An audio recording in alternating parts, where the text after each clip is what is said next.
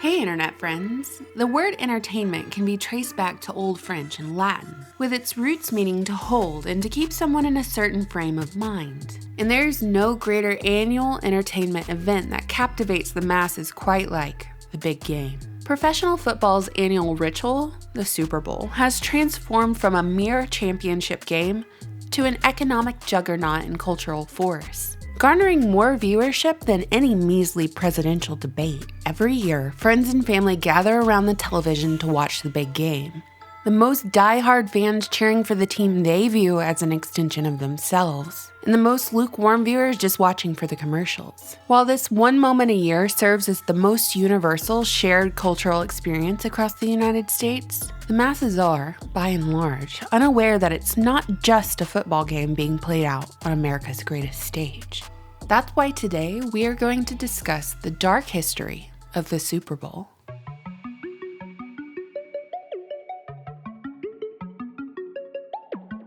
The origins of the NFL trace back to 1920 Canton, Ohio, where a group of representatives of professional football teams gathered in the showroom of Ralph E. Hayes Motor Company to discuss the establishment of a league which would have its own lineup of teams, set of standards, and an official schedule.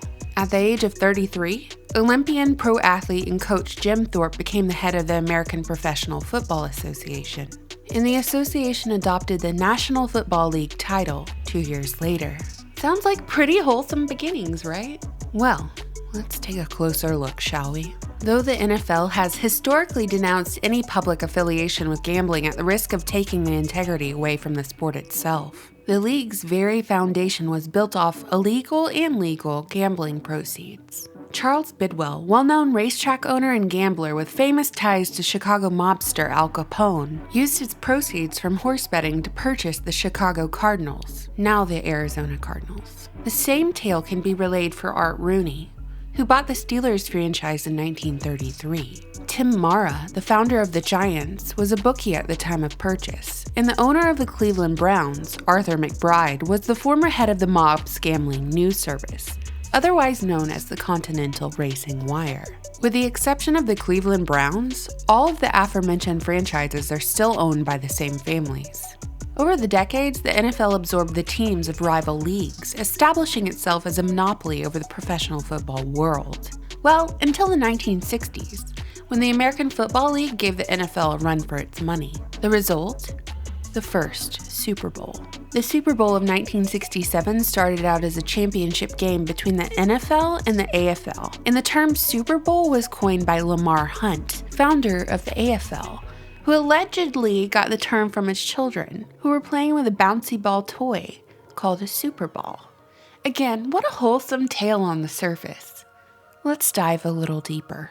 Lamar Hunt was the son of Haroldson Lafayette Hunt, a gambler who used his poker winnings to buy the East Texas oil fields. His fortune provided him great political influence as he developed what was then considered extreme conservative political views. His wealth financed conservative radio talk shows, the political career of Lyndon B. Johnson, as well as an anti-Fidel Castro group who worked in cahoots with the mafia and CIA to oust Castro. And he even set up a right-wing intelligence network with his sons, including Super Bowl Lamar. To top it all off, Haroldson Hunt was eventually accused of funding President John F. Kennedy's assassination. Anyway, the AFL ended up merging with the NFL after several Super Bowls. This was during a time when it was believed that no sport could compete with baseball in the United States. But the lure of escapism spectatorship for an overworked middle class, as well as sports betting for avid fans, was enough to turn a simple sporting event like the Super Bowl into a cultural phenomenon. But soon to follow were accusations of game fixing.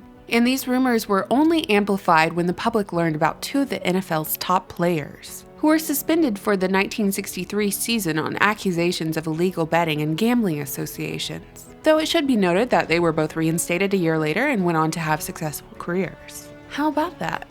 Quarterback Joe Namath's career was cut short when the NFL insisted that Broadway Joe divest himself from a bar he owned in the Upper East Side that was a favorite of bookies and mob families like the Gambinos. Instead of parting ways with his bar, Broadway Joe decided to retire from football altogether. These historical examples of professional football's ties to organized crime are really just a taste of the true reality of this cozy relationship. Spanning the decades, there have been numerous instances of franchise owners, coaches, referees, and players all having ties to illegal gambling and organized crime, fueling suspicions of games being rigged. The NFL is, at its core, a business. They're in the sports entertainment business, and the product they sell is fantasy. Their entertainment consists of gripping tales of the hometown hero, the rise of the underdog, and the team who beat the odds. The NFL is aware that diehard fans view their respective teams as extensions of themselves, investing much of their free time, energy, and passion into their team. So it's a curious thing that although there are laws in place to prevent outside meddling in professional sports, there are currently no laws in existence that prevent a league, whether it be the NFL, NBA, whatever, from fixing its own contests. It's their business, their event. By law, the business can, theoretically, rig their own event. And according to the law, the media can absolutely lie to all of us. How's that for wholesome television programming?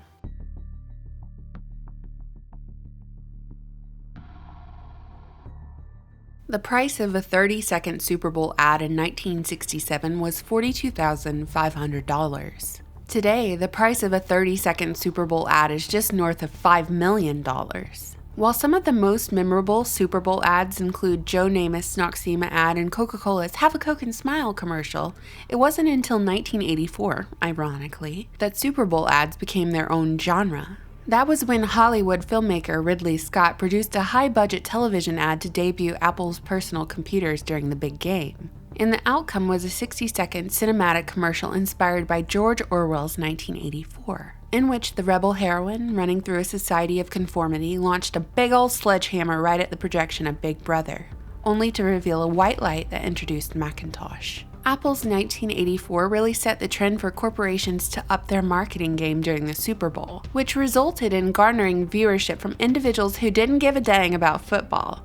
They watched the Super Bowl for the sheer entertainment of being sold a product in a clever, entertaining way. And that's why the power of one's attention cannot be understated. This sporting event, which was once predominantly viewed by men, has in recent years been almost equally viewed by both men and women. And with the change in viewer demographics, there's also been a change in the narrative of the ads themselves. Super Bowl television ads have shifted from funny, lighthearted, or even meaningful mini-stories, albeit with the underlying message of give us your money, to corporations pushing divisive and social political agendas in their short 30-second segments. Not only do these corporations now want spectators to give them their attention and their hard-earned cash, but they want viewers to adopt their paradigm, or, at the very least, trigger indirect political discussion, earning them all the more publicity along the way when viral outrage rips through social media. And Super Bowl viewers debate their coworkers at the office on Monday.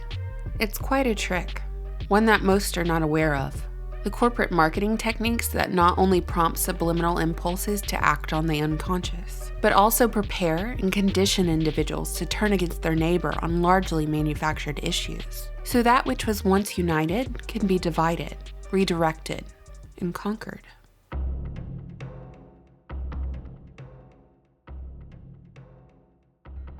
Since there is no other regularly scheduled event seen by so many Americans, we can assume that whatever is relayed during the game, whether it be a political statement by a player, a corporate advertisement promoting social change, or a symbolic message portrayed in the background of a halftime show, it's not only important, but absolutely calculated and intentional. Prior to the 1990s, the halftime show consisted of marching bands and pigeons and flag routines, but in 1993, the Super Bowl halftime show was forever changed, when the king of pop, Michael Jackson, took the stage. From then on, stars regarded as demigods exclusively performed at halftime shows, with Katy Perry's performance in 2015 becoming the most watched halftime show at 120 million viewers, rivaled only by Lady Gaga's 117 million in later years. But still, rarely do people remember those halftime shows. But everyone surely remembers Justin Timberlake and Janet Jackson's sexually charged wardrobe malfunction. Given that the entire United States got up close and personal with Janet Jackson's boobie and that curious sunshiny nipple cover, Like I said before, the power of one's attention cannot be understated. The entertainment of the halftime show boils down to most of the artists lip-syncing and playing fake instruments, with a plethora of background dancers and an impressive spectacle of shiny illuminated displays popping up. But what is the purpose of the halftime show beyond breaking up the game and entertaining the onlookers? To condition individuals to various agendas like the surveillance state through Lady Gaga's performance, in which twinkling drones formed an American flag in the night sky behind her? To declare whatever occult allegiance through symbolism and provide a peek into an invisible reality, like with Katy Perry's pawns on the Masonic checkerboard? To harvest some sort of energy in the form of shock value and outrage at intentional wardrobe malfunctions? By design, that line of questioning is very much subject to speculation. But what is clear is that halftime shows have become a symbolic link between pop culture and the modern-day equivalents of gladiatorial events. Over the years, very little has changed in the way of professional football's ties to organized crime. The only thing that has changed really is the level of interest the general public has shown in professional sports and its televised product. To make matters worse, all the illegal gambling and sports tourism associated with the Super Bowl creates a surplus of cash flow, making the annual ritual the largest event for human trafficking in the United States. So, is the Super Bowl really just squeaky clean, family-friendly fun? Or is this championship game just another engineered event leading to an endless array of bread and circuses? This video is in no way demonizing the spectatorship or enjoyment of professional sports, but what I hope this video has established, beyond the history of the Super Bowl, is awareness of what your entertainment actually is. Thank you all so much for watching, subscribing, hitting the notification bell, and supporting my channel on Patreon. Bye!